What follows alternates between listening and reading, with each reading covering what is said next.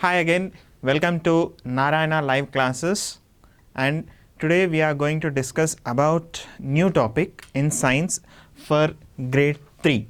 Okay, today's our topic is differences between plants and animals, which you can find in the textbook page number 12.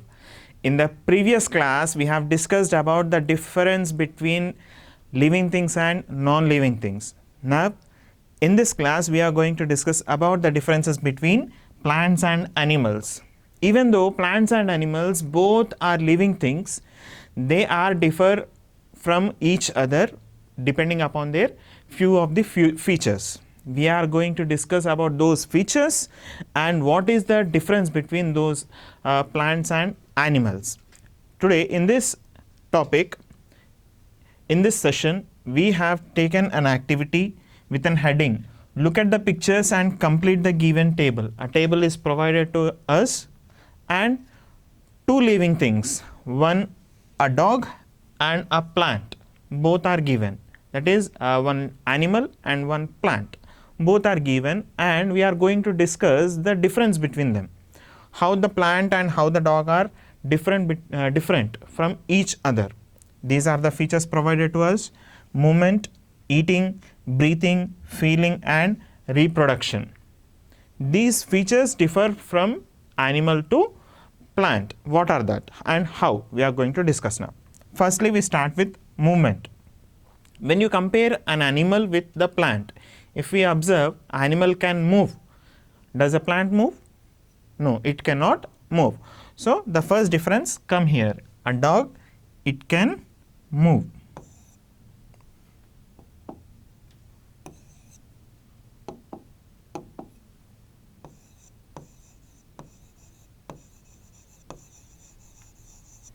It can move.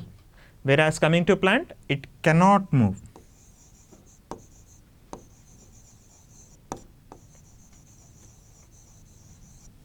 It cannot move. Now, eating. If we observe the eating habits and preparation of food, animal depends upon other animals and plants. Here coming to dog, we feed it, we give the milk or we provide the milk and food to it, whereas plants can prepare their own food. Here comes the difference. It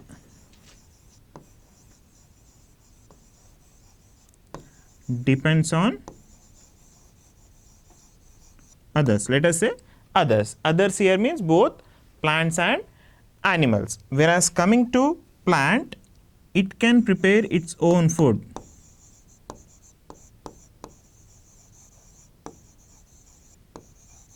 Prepare its own food. It can prepare its own food.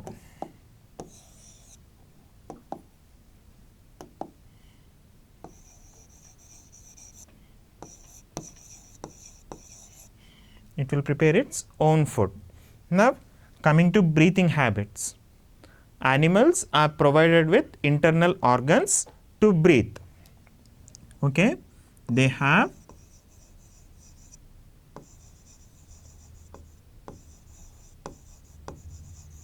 organs to breathe. Whereas coming to plants, they have small pores present on the leaves through which they breathe. Okay, plants have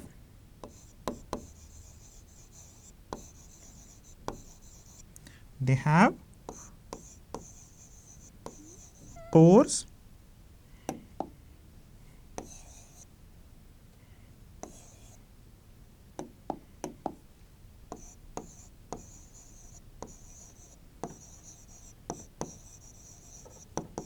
on their leaves. Feeling. Animals feel. You might have seen your pet dog crying or waving their tail. They show some affection to us, right? So they can feel. Animals can feel, or we can say that they have strong ability to feel. We will write that.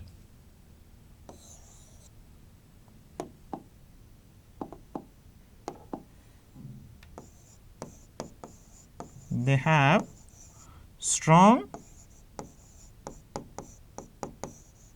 ability to feel, whereas plants do feel, but the feeling sensation of plants is very weak. So we can say that they have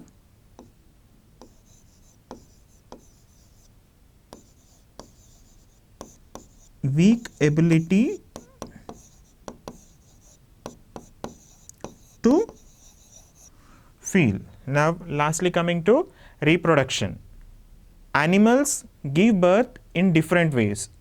Okay, some living organisms give birth to their young ones, some will lay eggs. Okay, now here coming to dog or puppy, it will give birth to young ones. Okay, give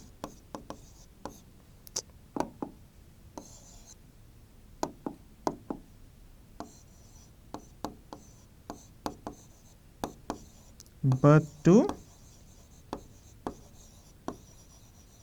young ones, whereas plants, they show this reproduction in different ways. Different parts of the plants reproduce through different in different ways. Like let us take one rose plant. It will give birth or it reproduce through its stem. If you take potato, it will also give birth or reproduce through its stem part. Okay, some plants reproduce through seeds, some will reproduce through their leaves also. Okay,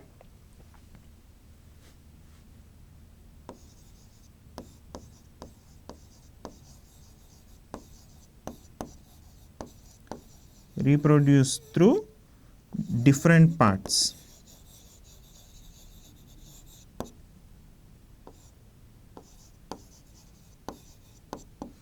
So this is how we can differentiate the plant and an animal. Let us see. Animal can move, plant cannot move. Animals depend on other animals or plants for eating or for food, whereas plants can prepare their own food. Breathing habits. Animals are provided with organs. They have internal organs, like human beings and other animals have lungs. Fish will breathe through their gills, like that. Now plants have small pores on their leaves through which they take the gases or they breathe. Now feeling. Animals have strong ability of feeling. They feel strongly, whereas plants have very weak ability to feel. Now coming to reproduction. Animals give birth by giving birth to young ones. They give birth to young ones, or birds lay eggs, whereas plants reproduce through different parts of it. Some plants reproduce through stem, some plants with seeds, some through their leaves, like that. Okay, moving on to the next question. Which of the following sentences is suitable for an animal? Here some sentences are given. Identify the sentence which is suitable for animal and put a tick mark against the suitable sentence. Against the suitable sentence, we put a tick mark. Okay. First sentence, can move. Which will move? Is it plant or animal? Yes, animal can move. So the first one is suitable for animal. We put a tick mark here. Cannot move. Obviously, it is not suitable, as animal can move, cannot move is not suitable. So we will leave it. Coming to third one, can prepare their own food. Which can prepare their own food?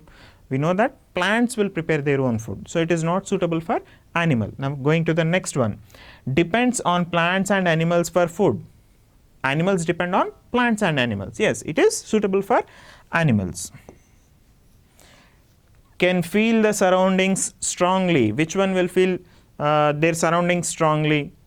Yes, animals can feel. We can take the example of our pet animals. They will feel, they will wave their tail. When they will see us, they wave their tail. Similarly, when they feel thirsty, they'll put their tongue out and they will show their feelings, like that. Okay, so this is suitable.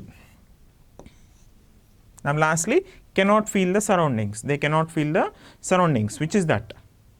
Plants cannot feel the surroundings. So this is how we can differentiate the plants and animals. Once again, plants and animals, being both are living things, they differ from each other in different aspects. So this is how we differentiate the plants and animals. Hope you are following the videos properly and you are able to understand the concepts, and we will meet in the next class. Thank you.